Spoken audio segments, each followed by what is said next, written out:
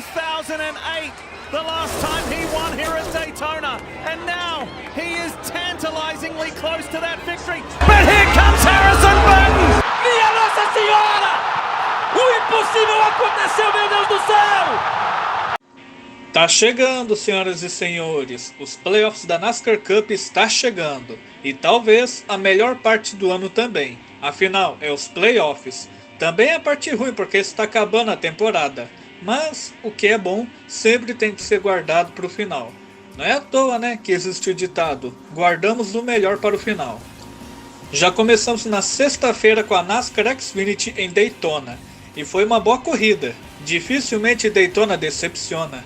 Apesar de que a pior corrida da NASCAR que eu já vi foi exatamente aí uns anos atrás. Mas isso daí eu comento em um outro vídeo. E também não foi aquela corrida maluca que costuma ser. Foi aquele arroz e feijão típico de Super Speedway. Todo mundo junto, acontece Big One, a corrida fez seu trabalho. O único defeito, obviamente, foi a falta daqueles underdogs. Um dos charmes de Daytona é quando quase todos os pilotos de equipes fortes se acidentam. E um piloto de equipe mediana ou fraca aparece e vence, igual Jeremy Clements anos atrás. E dos 10 primeiros, apenas uns 4 eram underdogs. De resto, equipes fortes para boas. E pena que a corrida acabou na abertura da última volta. Enfim, nomes da prova? É Daytona, pessoal. Não tem como chamar a atenção apenas para um ou até 4 pilotos. Muita gente chama a atenção. Mas podemos dar um destaque maior para pilotos como AJ Allmendinger, que liderou 35 voltas, Ryan Sieg e Jordan Anderson, que largaram fora do top 20 e chegaram nos 10 primeiros, além do Leland Honeyman e Kyle Wetherman, que também chegaram no top 10. E olha aí, comentei os 4 underdogs que terminaram no top 10. Parker Kligerman eu não considero muito, porque a Big Machine está muito bem ultimamente. E o nome principal eu deixo para o Léo Guina, que ajudou a gente a assistir a corrida na Twitch dele após o desrespeito que a Band fez com o pessoal no YouTube. Eu amo o fato da Band transmitir as corridas no YouTube, não é novidade. A gente tem aquela interação descontraída e coisas assim, mas ela não pode tratar a gente desse modo. Falar sem um motivo pelo menos do porquê não transmitiram. Já os desnomes, novamente aquele negócio. Daytona não tem como chamar a atenção apenas para alguns pilotos. Mas, sinceramente, eu esperava um pouco mais de Sam Smith e Brandon Jones. No fim de semana também tivemos em nossas terras corridas, a Porsche Carrera Cup em Interlagos, que foram boas corridas, e o nosso representante da NASCAR, vulgo Miguel Paludo, está na disputa pelo título. Torçam por ele, galera! Também tivemos a Turismo Nacional e a AMG Cup no Velocita. Um circuito que eu não sou lá muito fã, mas as corridas foram boas. À tarde teve a Indy Nest em Portland, e arrisco dizer que essa corrida foi ligeiramente melhor que a da Indy. Depois eu chego nesse assunto. A corrida teve um certo caos, ultrapassagens e um embate entre o líder Lewis Foster e Jacob Abel. Vitória do americano, que está a 80 pontos atrás do Foster, faltando 2 etapas para o fim. Vai ser difícil reverter, mas não é impossível. Nosso brasileiro Caio Collet fez uma corrida sólida e foi o quarto, e de desnome acho que só fica para o mexicano Ricardo Scotto da Juncos, que atingiu James Rowe Jr. E para fechar o sabadão, a NASCAR Cup na Daytona 400. E eu não tenho muito o que falar. Essa daqui para mim está empatada com Atlanta, Kansas e Darlington do mês de maio, como as melhores corridas do ano. Estão em pé de igualdade, tá difícil escolher uma favorita. Essa Daytona 400 foi absoluto automobilismo, um puro suco do caos. Sabe aquela Daytona que nós queremos tudo que tem a oferecer? Então, aconteceu tudo e mais um pouco. E arrisco dizer que essa Daytona 400 foi bem melhor que a Daytona 500 desse ano. E espero que não seja muito preocupante o fato dos carros virarem passageiro e levantarem voo tão facilmente, porque 2 voos em uma única prova, sendo que semana passada já teve um Dula Joy, pode ser um pouco preocupante. A parte boa é que asfaltaram aquela parte do lado interno do circuito, para evitar capotamentos como o do Ryan Preece. Os carros da NASCAR são super seguros, sabemos disso, mas não são a prova de tudo.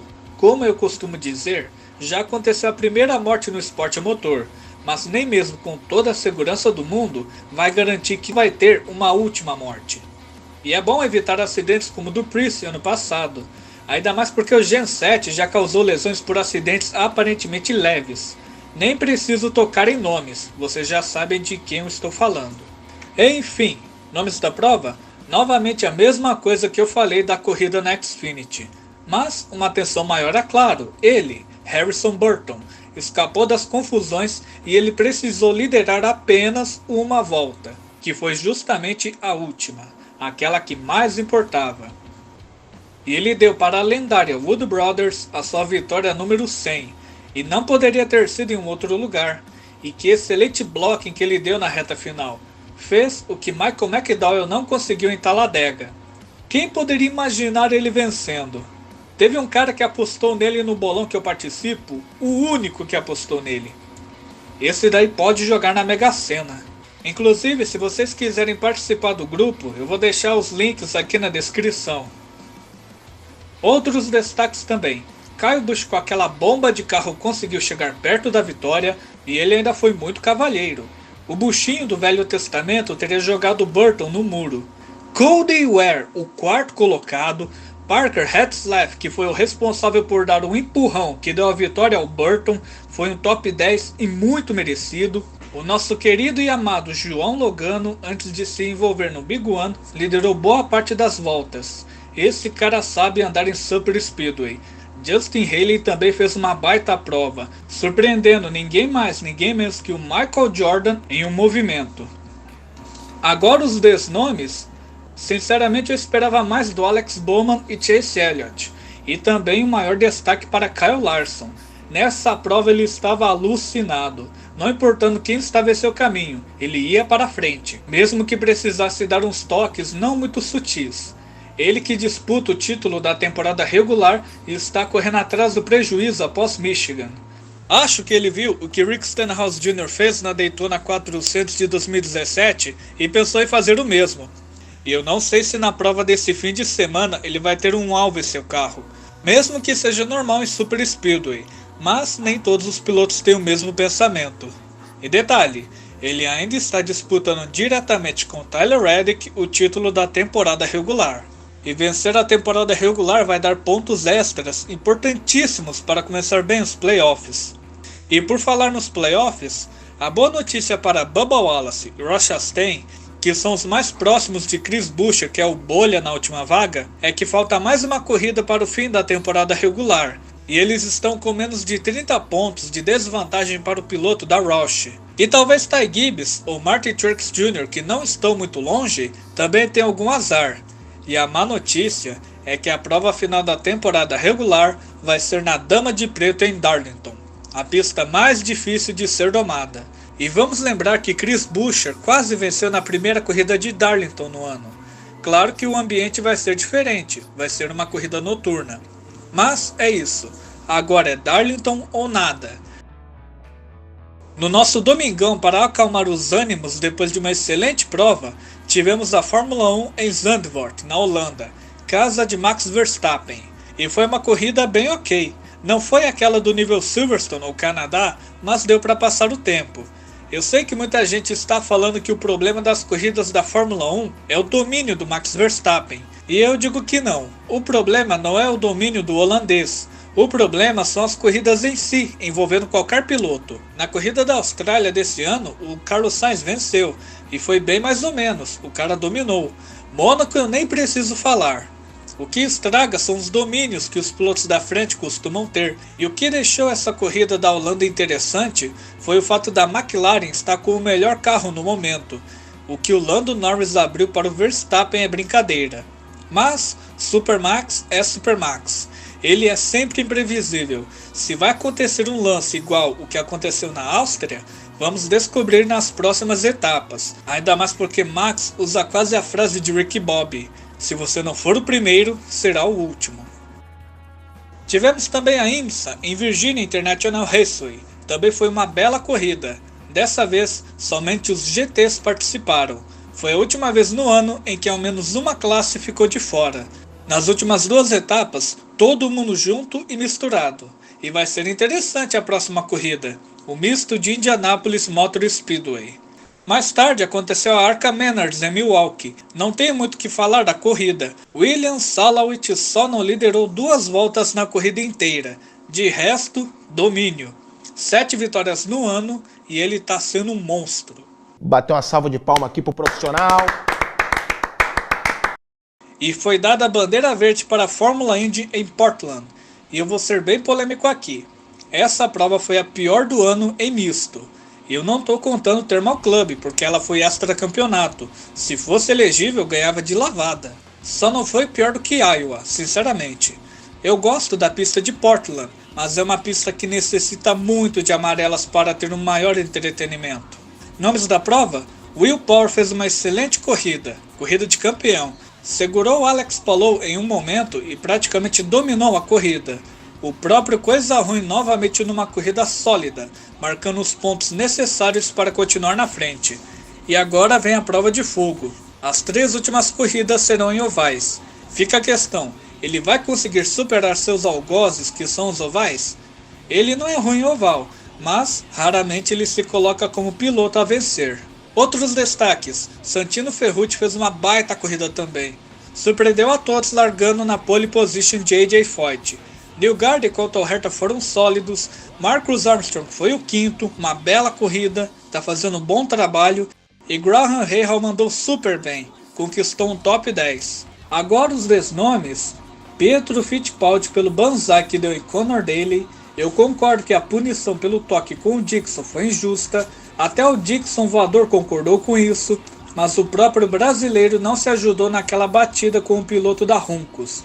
Pato Howard fez uma prova apagadíssima, muito apagada mesmo, e ele, Romain Grosjean, que proporcionou o principal entretenimento dessa corrida. Quando a gente menos espera, o nosso francês apronta alguma. E para fechar o fim de semana, a abertura dos playoffs da NASCAR Truck Series, sua primeira de 3 corridas do Round 10. O ponto inicial foi em Milwaukee, que inclusive será palco da Indy nesse fim de semana. E não sei se é preocupante o modo que a pista está. Não queremos uma corrida igual a Iowa. E foi uma corridinha boa. Como estamos nos playoffs agora, toda a corrida vai ter um ar mais interessante, porque os pontos terão maior importância a partir de agora. E para melhorar um pouquinho mais, o vencedor não foi um postulante ao título. Lane Riggs conquistou sua primeira vitória da carreira. É o seu primeiro ano integralmente e é o novato do ano. Nome principal da corrida. E o cara deslocou o ombro na comemoração, velho. Esse nem tá feliz em vencer. Ty Majeski e Christian X, que são os postulantes, também dominaram a corrida em certo ponto, mas não deu para desbancar a picape 38. Matt Crafton papou mais no top 10. Fala dele agora, Lipe Paiga. Infelizmente, nosso simpático jovem de 72 anos, Noah Benning, não conseguiu se classificar para a corrida. Já os desnomes, eu não sei o que aconteceu com ele na corrida, se foi um mau acerto na picape ou algum problema mecânico, mas Raja Karu não pode dar o luxo de ficar atrás de seus rivais nas corridas. Ele é o último piloto dos postulantes na tabela. Tem mais 2 corridas ainda e ele está a 4 pontos de Grant Finger, que é o piloto na bolha, mas como dito antes, os pontos terão maior importância agora. E as minhas notas para as corridas desse fim de semana são 8 para a NASCAR Xfinity Daytona, 8 para corridas nacionais que tivemos, como a Porsche Cup, Turismo e a AMG Cup, 7 para a Indy NXT em Portland, 10 para a NASCAR Cup em Daytona, uma das melhores corridas do ano, 7 para a Fórmula 1 na Holanda, 8 para a IMSA em Virgínia, 7 para a Arca Menards em Milwaukee, 5 para a Indy em Portland e 7 para a NASCAR Truck em Milwaukee. E nos vemos nesse fim de semana com muita corrida para assistir, do jeito que gostamos. Rodada dupla da NASCAR, a Cup e Xfinity na temível Dama de Preto, com o título da temporada regular em jogo. Tyler Reddick vs Kyle Larson vs Chase Elliott vs Ryan Blaney. Façam suas apostas. Quem vai levar o caneco regular? A Arca Menards estará em DuQuoin State Fairgrounds, a NASCAR canadense em Moorsport Park, que já recebeu a Truck Series em algumas ocasiões, a NASCAR Willie Mudfield e Oswego Speedway, a Fórmula 3, Fórmula 2 e Fórmula 1 no lendário circuito de Monza na Itália, e a espera finalmente acabou. A NASCAR Brasil e sua prova de 100 milhas em Cascavel, no Paraná. Nos vemos nesse fim de semana. Até lá!